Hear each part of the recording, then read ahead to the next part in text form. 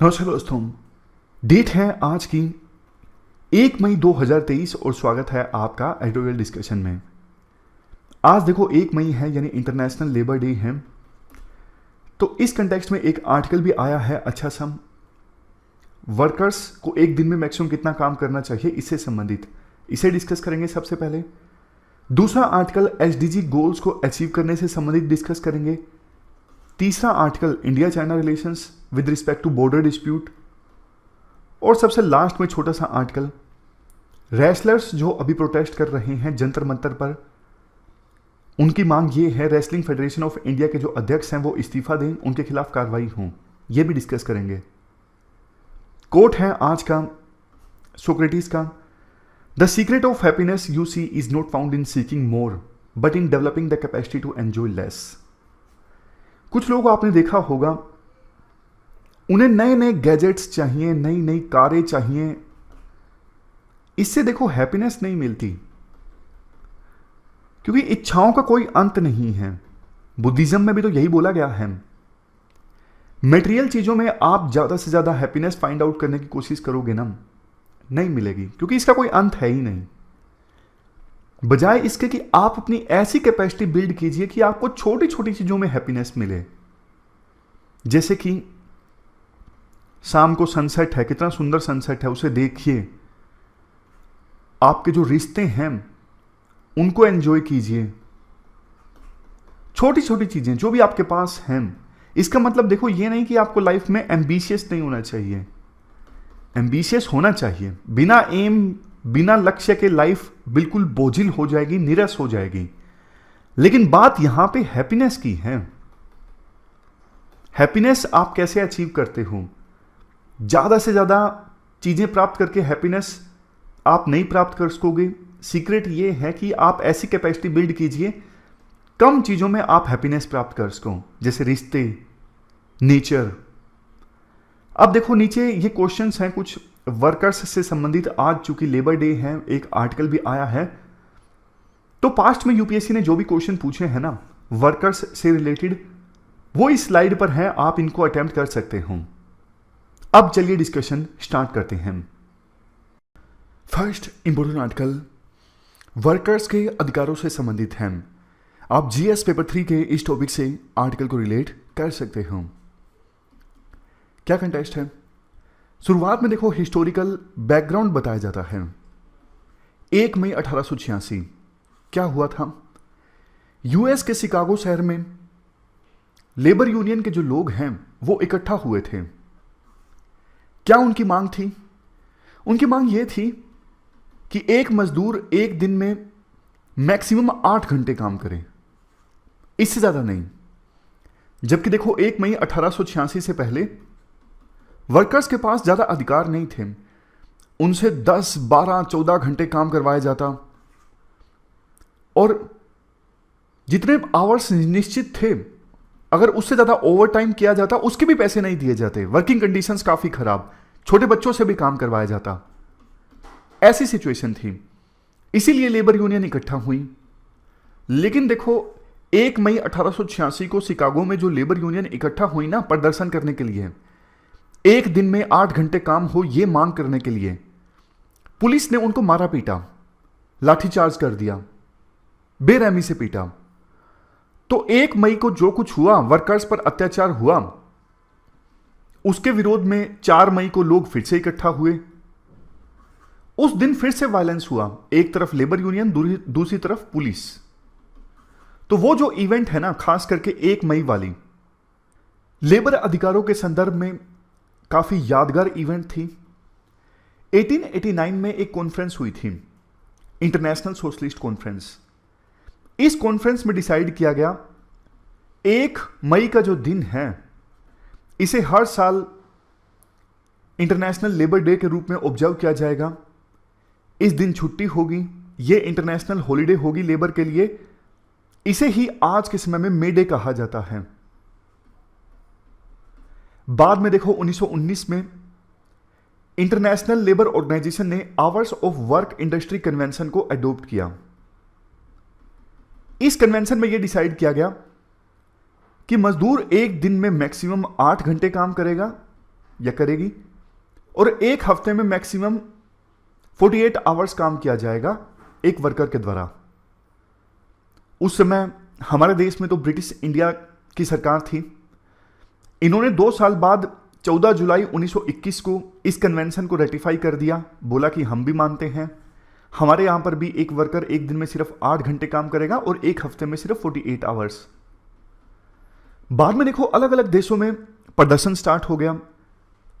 Workers ने अलग अलग देशों में दबाव डाला अपनी अपनी सरकारों पे कि आप भी इस कन्वेंशन को मानिए, आप भी ये प्रोविजन कीजिए, एक दिन में मैक्सिमम 8 घंटे काम।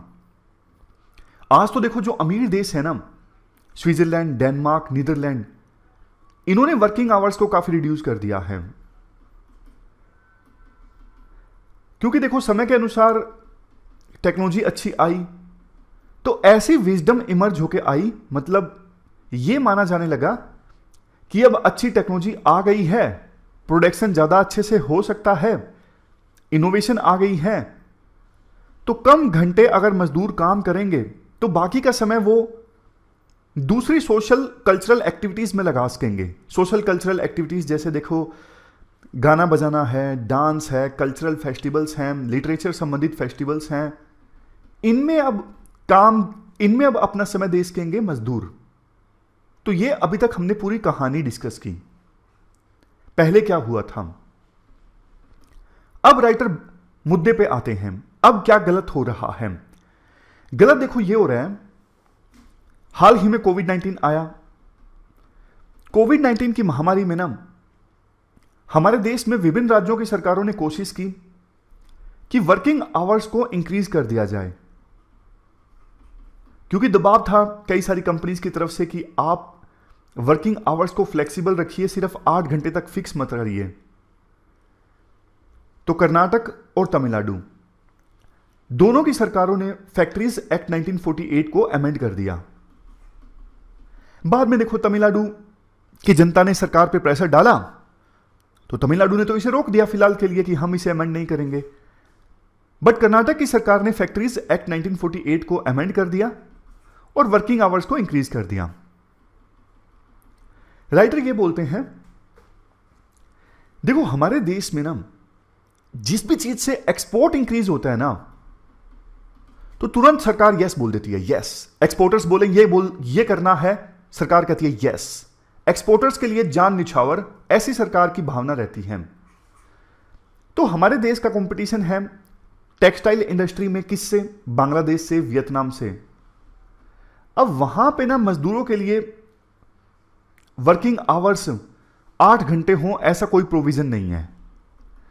तो एक्सपोर्टर बोलते हैं कि बांग्लादेश से हमारा कंपटीशन है, वहां पे मजदूरों के वर्किंग आवर्स 8 घंटे नहीं है, हमारे देश में 8 घंटे निश्चित हैं, तो हमें एक्सपोर्ट के ऑर्डर्स पूरा करने में दिक्कत आती है।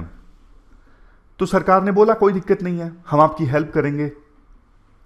इसलिए वर्किंग आवर्स मजदूरों के पहले जो 8 घंटे थे, वहां पे सरकार फ्लेक्सिबिलिटी लेके आई। अब राइटर ये बोलते हैं, देखो बांग्लादेश, वियतनाम, ये तो सबसे बुरे देश हैं लेबर राइट्स के मामले में। ग्लोबल राइट्स इंडेक्स है जो इंटरनेशनल ट्रेड यूनियन कॉन्फेडरेशन के द्वारा लॉन्च किया गया। इस ग्लोबल राइट इंडेक्स में जो 10 सबसे बुरे देश है ना परफॉर्म करने वाले, उनमें से एक है बांग्लादेश। ये जो इंडेक्स है स्कोर देता है 1 से 5 के बीच में। 1 मतलब बेस्ट कंट्री लेबर राइट्स के मामले में, 5 मतलब सबसे वर्स्ट कंट्री, सबसे बुरा देश। तो वियतनाम का जो स्कोर है ना इस इंडेक्स में 4 है, यानी कि बहुत ही खराब। तो इन देशों से इंडिया को मुकाबला नहीं करना चाहिए। और वैसे देखो ease of doing business index के नाम पर बहुत बार सरकार क्या करती है, फॉरेन कैपिटल को इनवाइट करने के लिए सब्सिडी देती है बाहर की कंपनीज को, आप यहां पे आइए, हम आपको सब्सिडी देंगे। सब्सिडी तो देती ही है, कई बार देखो नॉर्म्स भी उनके लिए काफी आसान बना देती हैं। जैसे ये कंपनीज सरकार के सामने शर्त रखती हैं कि हम यहां पे तब आएंगे, कोई यूनियन नहीं होनी चाहिए या फिर वीक यूनियन होनी चाहिए, और चीप स्किल्ड लेबर अवेलेबल हो। ऐसी ऐसी डिमांड्स रखी जाती हैं इन कंपनीज के द्वारा। तो सरकार ईज ऑफ डूइंग बिजनेस के नाम पे बाहर की कंपनीज के लिए आसान प्रोविजन कर देती हैं। सरकार सोचती है बाहर से पैसा आएगा, यहां पे मैन्युफैक्चरिंग एक्टिविटीज ज्यादा होंगी तो हमारा देश आगे बढ़ेगा, जॉब्स जनरेट होंगी। पर देखो जॉब्स जनरेट होती नहीं है। क्यों? क्योंकि ये बाहर की जो कंपनीज है ना, ये सिर्फ हाई स्किल्ड लोगों को जॉब देती हैं, जबकि देखो वो हाई स्किल वाले तो वैसे भी देश में रह के कुछ अच्छा ही करते हैं। तो ऐसे इस प्रकार से जो ग्रोथ आती है ना देश में, वो होती है जॉबलेस ग्रोथ। समझ गए? तो राइटर का यह कहना है ईज ऑफ डूइंग बिजनेस के नाम पे पलके बिछा के नहीं बैठना चाहिए सरकार को बाहर से आने वाली इन्वेस्टमेंट के लिए। अब कर्नाटक ने वर्किंग आवर्स को एक दिन में 12 कर दिया है इंक्लूडिंग रेस्ट, लेकिन वीकली जो थ्रेश होल्ड है ना वो 48 आवर्स है अभी भी। अब एक और चीज, अभी तक ना 3 शिफ्ट का प्रोविजन था, लेकिन धीरे धीरे कुछ कंपनीज 2 शिफ्ट का प्रोविजन लेके आ रही हैं। सिर्फ 2 शिफ्ट होंगी, 3 शिफ्ट नहीं होंगी।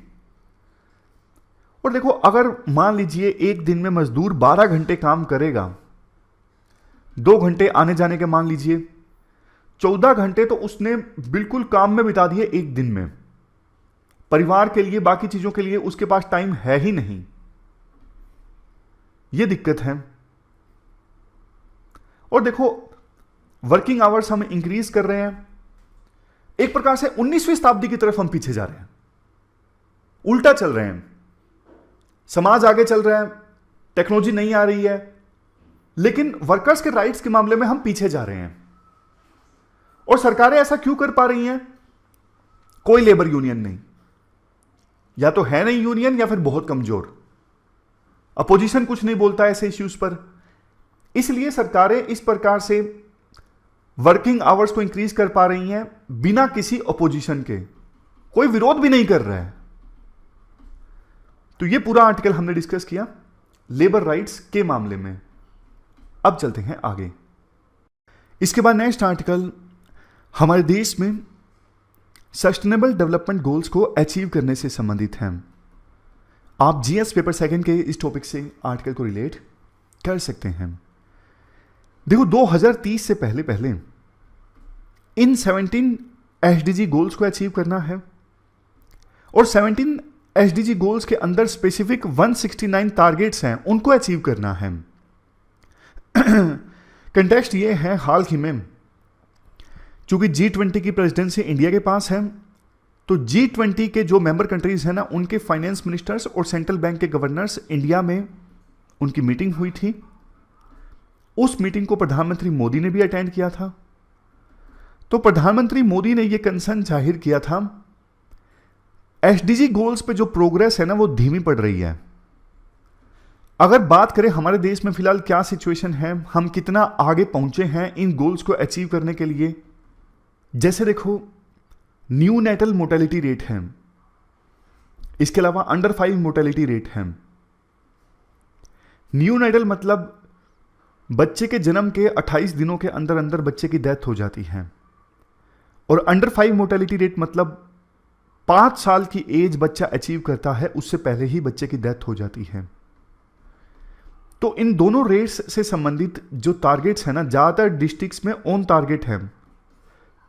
कुछ डिस्ट्रिक्ट्स ऐसे हैं, जैसे देखो 286 डिस्ट्रिक्ट्स में नियोनेटल मोर्टेलिटी रेट टारगेट पे नहीं है, और 208 डिस्ट्रिक्ट्स में अंडर 5 मोर्टेलिटी रेट टारगेट पे नहीं है।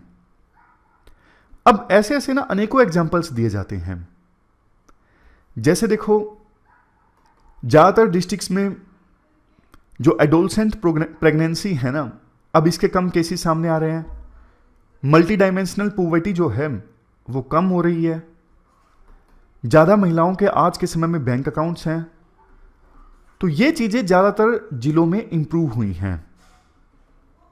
बट देखो कुछ चीजें जो अभी भी बहुत सारे जिलों में इंप्रूव नहीं हुई हैं, वो है जैसे clean fuel for cooking, hand washing, clean water.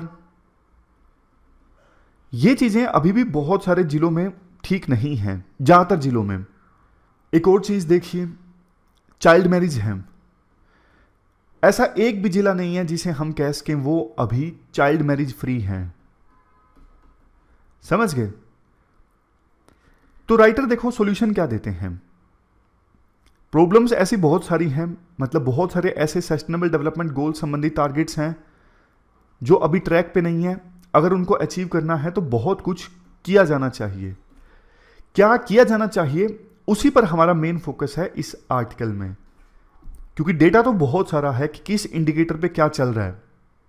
169 targets हैं, हर एक टारगेट की क्या सिचुएशन है वो अभी हम नहीं डिस्कस कर सकते, लेकिन क्या किया जाना चाहिए सभी टारगेट्स को अचीव करने के लिए वो जरूरी है। राइटर ये कहते हैं कोविड-19 के दौरान जो हमारा रिस्पॉन्स था ना, वैसा ही रिस्पॉन्स होना चाहिए एसडीजी गोल्स को अचीव करने के लिए। उस समय पॉलिटिकल विल थी, state government, central government, bureaucrats, district level पे हर कोई काम कर रहा था इस महामारी से निपटने के लिए। वैक्सीनेशन प्रोग्राम कैसे चला? जबरदस्त ढंग से चला। डिस्ट्रिक्ट लेवल पे, लोकल लेवल पे इनोवेटिव स्ट्रेटजीज अपनाई गई वैक्सीनेशन प्रोग्राम चलाने के लिए। तो ये जो पॉलिटिकल विल और लगातार एडमिनिस्ट्रेटिव स्ट्रक्चर का मिशन को अपनाना, जैसे ये चीज कोविड-19 की महामारी से लड़ने में देखी गई थी ना, वैसी ही पॉलिटिकल विल और एडमिनिस्ट्रेटिव तत्परता देखी जानी चाहिए एसडीजी गोल्स को अचीव करने में। समझ गए?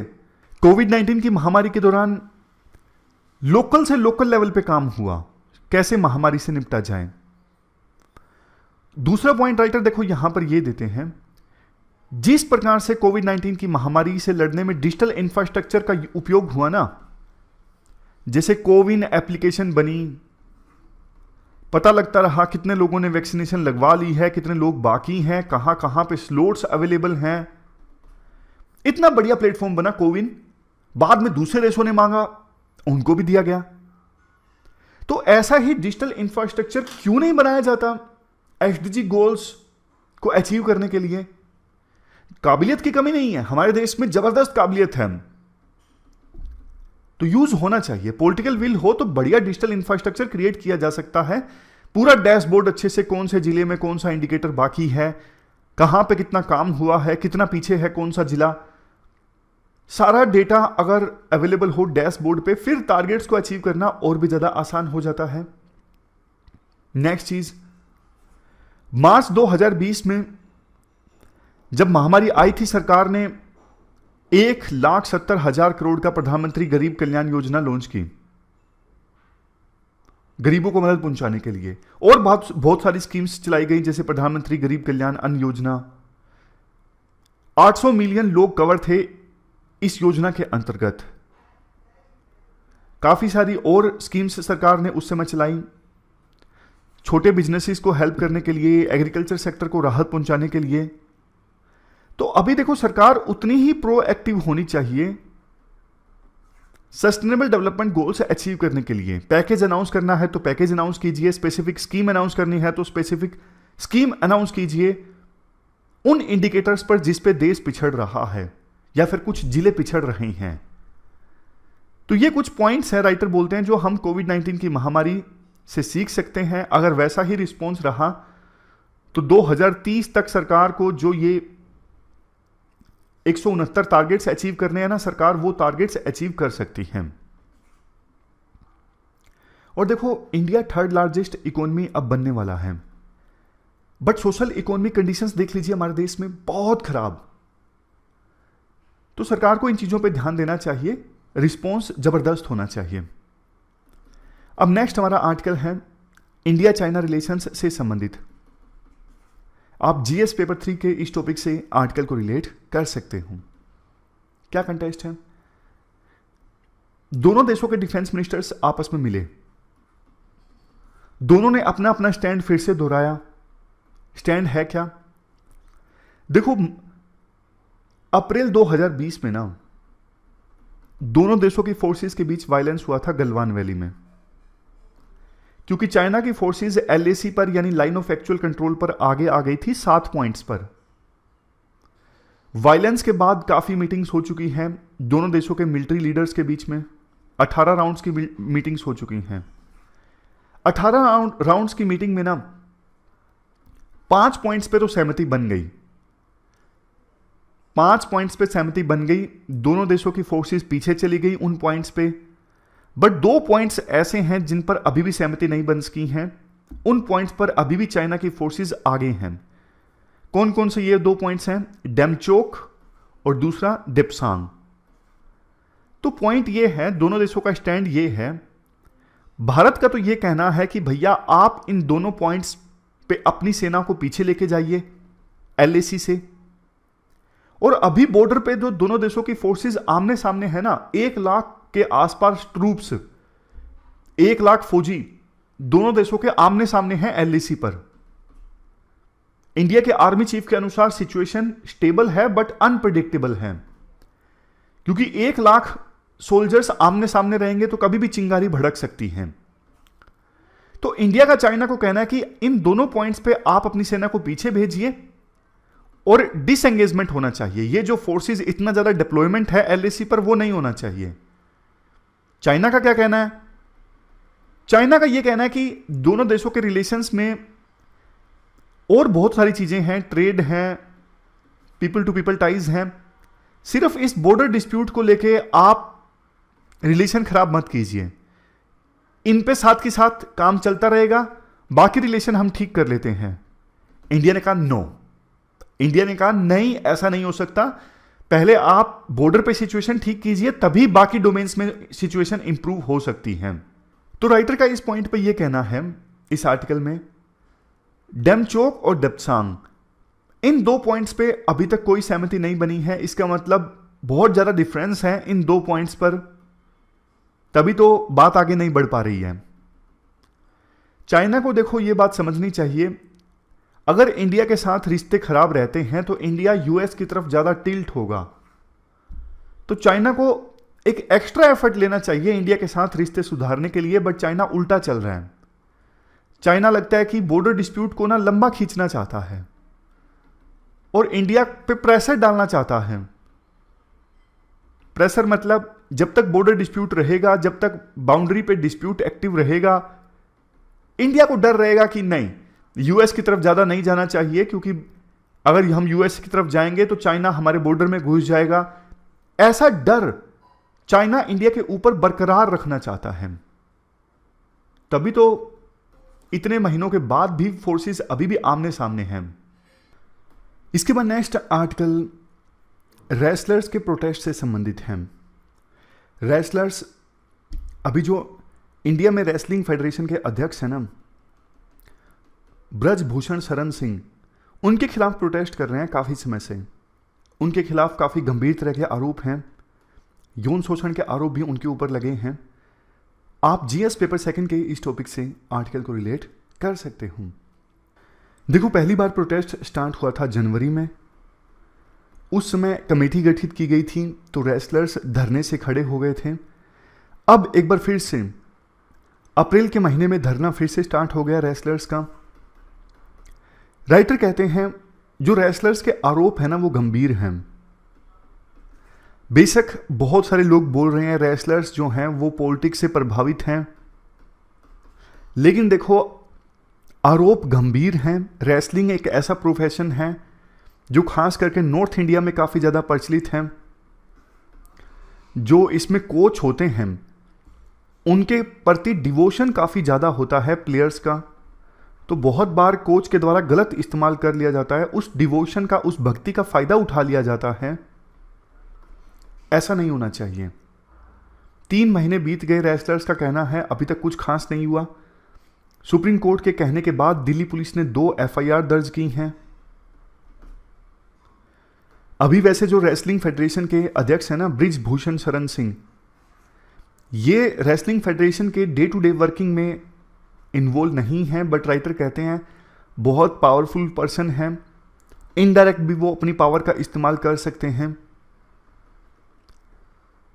इसी बीच एक और कंट्रोवर्सी पैदा हो गई। पीटी उषा, जो अभी इंडियन ओलंपिक एसोसिएशन की अध्यक्ष हैं, इन्होंने बोला कि एथलीट्स जो कुछ कर रहे हैं ना, धरने पे बैठे हुए हैं, इससे इंडिया की इमेज खराब हो रही है। तो इस बात पर कंट्रोवर्सी पैदा हो गई कि क्या रेसलर्स इंसाफ ना मांगे, जबकि दूसरी साइड के लोगों का कहना है रेसलर्स ने कभी पुलिस में खुद से एफआईआर दर्ज ही नहीं की। मतलब अगर कुछ गलत होता तो उन्हें सबसे पहले पुलिस के पास जाना चाहिए था कि हमारे साथ गलत हुआ है। पुलिस के पास एफआईआर दर्ज करवाने की कोई कोशिश नहीं की गई। तो मतलब देखो ये जो इशू है ना काफ़ी ज़्यादा पॉलिटिसाइज हो चुका है। अब इसमें पॉलिटिकल पार्टीज इन्वॉल्व हैं, प्लेयर्स इन्वॉल्व हैं, कोर्ट्स इन्वॉल्व हैं। एक बात ये भी बोली जाती है कि इस इशू पे ना बड़े बड़े प्लेयर्स ने, खास करके क्रिकेट के प्लेयर्स ने अभी तक कुछ नहीं बोला। नीरज चोपड़ा, अभिनव बिंद्रा, उन्होंने तो रेसलर्स के पक्ष में बोला जो लोग प्रोटेस्ट कर रहे हैं, लेकिन क्रिकेट के प्लेयर्स पूरी तरह से चुप हैं। तो ये भी दर्शाता है कि वो सरकार से कितना डरते हैं। तो ये पूरा आर्टिकल हमने डिस्कस किया रेसलर्स के द्वारा जो प्रोटेस्ट किया जा रहा है इस इशू से संबंधित। अभी तक ज़्यादा कुछ है नहीं, मतलब एग्जाम में सिर्फ एग्जाम्पल यूज कर सकते हैं, स्पेसिफिक इस पे क्वेश्चन आएगा ऐसा कुछ नहीं है। तो हमारी आज की डिस्कशन में इतना ही है। आज हमने 4 इश्यूज को डिस्कस किया। Thank you very much for discussion.